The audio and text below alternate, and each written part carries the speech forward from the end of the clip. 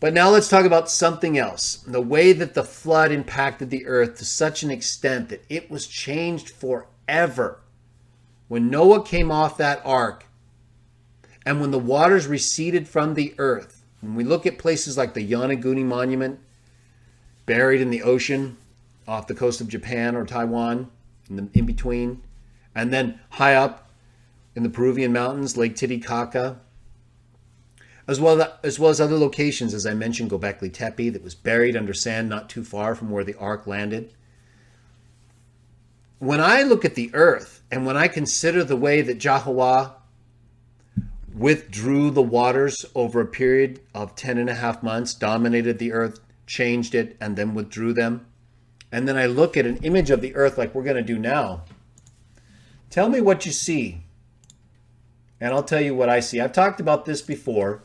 So there's one image you can see, right?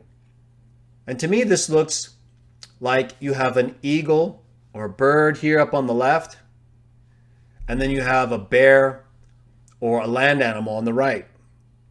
And you know, if you've studied subjects like Pangea, right, the so-called one land continent that was allegedly in formation millions of years ago and then has gradually been separating, and that where South America and Africa at one time fit, and so you see that kind of section there.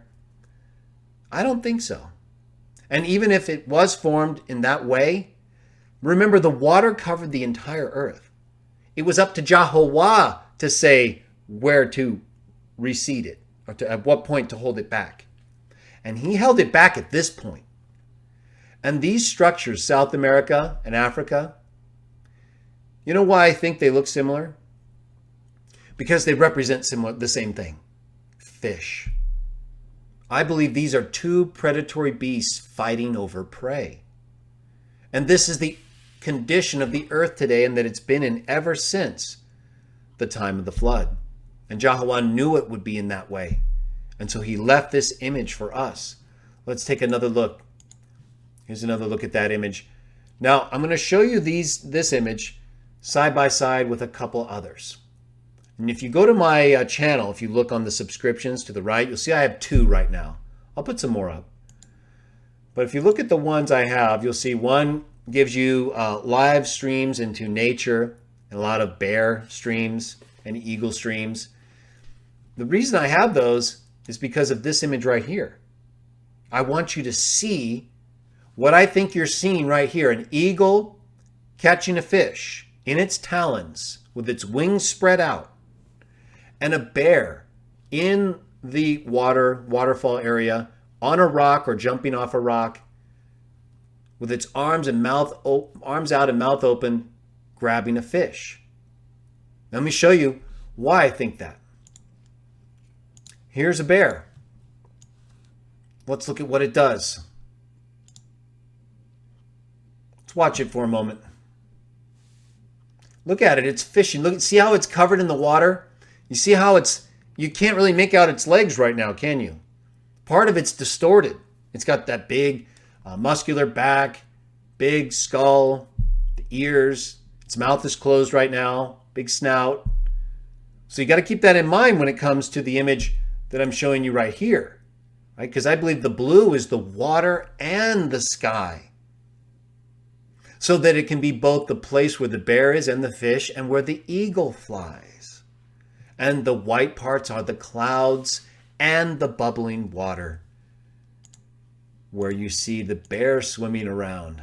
Standing now, you can see part of his feet. They're a little bit different, right? A little stubby. Got it. Boom. Fish in the mouth. Now I want you to compare this. It'll be a little bit tricky. Because it's on the other side, right? I mean, this bear's on the left, whereas this bear's on the right in that image. But essentially, now remember, on the image on the right with the earth, it's a little bit rounded or curved. Flat earth people, I'm not even going to entertain your position. It's been defeated over and over again. You have no merit. You're done. There's curvature here, so it's a little bit flattened out. So it's, whereas the bear in the video here, he's standing straight up, right? He's not curved back. So there's a little bit of an image distortion, but this is essentially what I believe you're looking at. This bear, right like that, right like this, kind of on his all fours, leaning down or out, grabbing that fish. Let me get a little better image here for you guys. A little tricky. We'll get it though. See? It's on the other side, but that's what you're seeing right there. I believe you're seeing a bear or a similar creature right here. I mean, a bear fits because of its love for fish and the way it eats fish in the water like this. And what do we see today? We see Russia with, and a strong affinity for the bear as its symbol and image, and America and the eagle. And I'm not necessarily saying that these two images represent those two companies, those two countries, but they represent the condition the earth exists in that is in fact promoted by both those countries, right? Good or bad to differing degrees. They both are like bears and eagles in the way they fight in different ways. But I'm not going to get into that too much. But certainly in terms of their imagery, right? So I believe the bear right here going after this fish, I'll put a link to this specific video here, is what you're seeing in part of that image. I'll line up a little bit better here for you. Okay, so it's kind of like that right there. But it's flipped. That's what I believe you're seeing. Okay? So let me go ahead and, in fact, I'm going to take a clip of that real quick right there.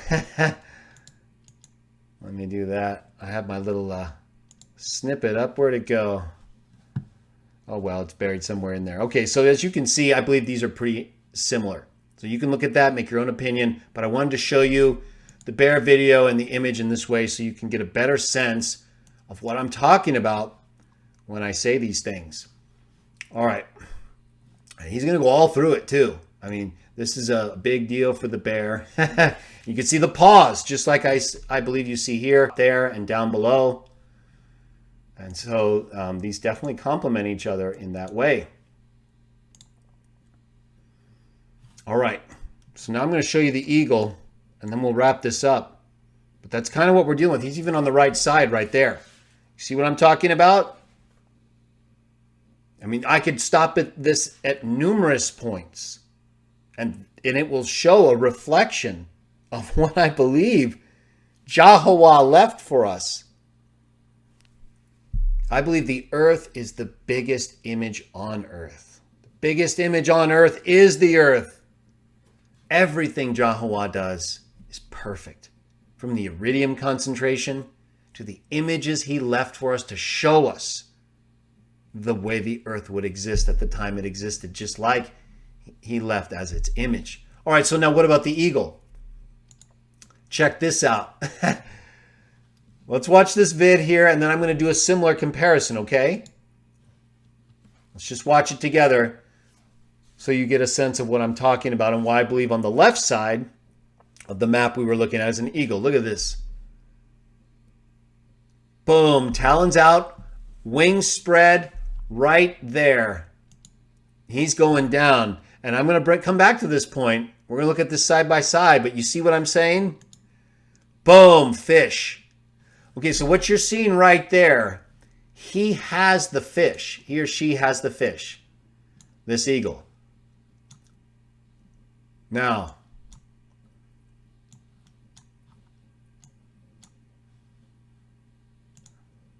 look at this.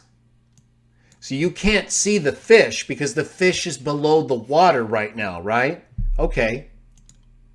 Now it's coming out. We missed a little bit of the footage, but do you see what I'm saying? That's what I'm talking about. We're going to go back to this in a moment. Let's watch the full takeout here. It's amazing.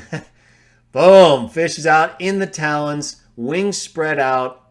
Look at this. It's amazing. These are Jah's creatures, and he made them. And he made the very images that display our behavior. Boom. So at this point right there, He's got the fish. So when I show you this right here, the fish is in the water right here, and that eagle is in the sky. That's why the blue is perfect for both. JahWah gets it right all the time, right? No big surprise there, but it's just amazing when you see it. And you're like, am I really seeing that? Yes, you are. You're seeing Jah everywhere. Why wouldn't you, right? Why wouldn't he have marks of his actions everywhere? Well, what bigger action was there than the flood, right? That destroyed everything, and that he receded deliberately and left the image that we have. Watch this. Let me show you this comparison. So let me grab it again right there, right? There, right? Actually there. Okay. Now, let's do a good comparison here and show what I'm exactly talking about with respect to the eagle. I think if we actually back up a second, right there, it's very much like that, right? The beak out, the wings are out. You got one wing going this way for Alaska, and you have the other wing going up over toward Iceland. And Iceland either being the inner outer part of that wing where it comes kind of curves over and comes up and down like this, or a cloud. I believe either way. See how his wing's going to come down and then curve around? You'll see it.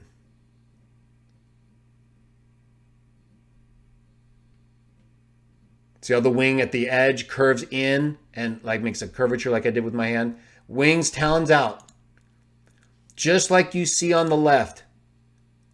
And now, boom.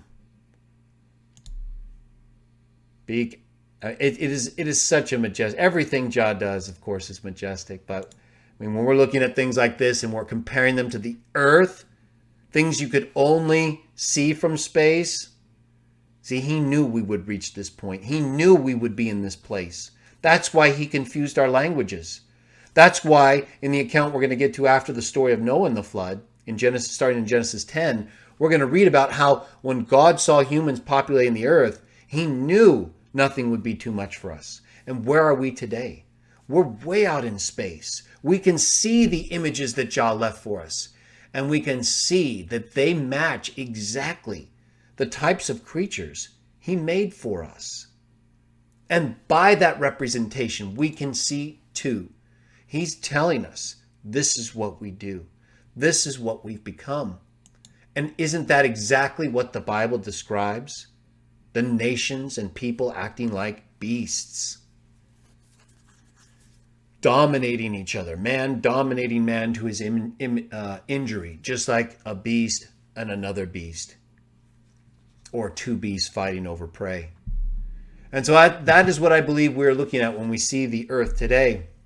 And why we do these text readings. All the stuff that we can appreciate when it comes to explaining things like comets, asteroids, volcanic eruptions, how none of that requires us to believe that they caused mass extinction events. And in fact, it's consistently deposited throughout the earth in ways that would be consistent and that are consistent with a creator making these different things from within the core of the earth through lava flows, plate tectonics, and even things like asteroids and comets, right? He can use any of those. He made all of those. All of them are traveling throughout space, doing different things, just like dust particles of debris when we see them on sunny days through, for example, windows and blinds, right? Little particles, every one of them is there for a reason. JahWah measures everything. He knows the season. We should not expect any of this as an accident. Accidents don't happen like this. Accidents don't produce images that look exactly like the creatures we live with and do the things that they do, but that we're doing and shouldn't do, as a warning to us, to tell us this is what you become. The earth that I made that had a different image at first, when I first brought the waters back, that one's done. Now you have this one. and this is what you'll be until the new earth comes. So that's at least how I see it. I believe it's consistent with the text, with the events in Genesis that are described relative to the flood and its impact on the earth, its transformative effect. So I hope you'll continue to join me as we continue with our text readings. We'll finish up with the biblical history of Noah and the flood, complete chapter 9, and then we'll move right into chapter 10 involving the Tower of Babel and Nimrod.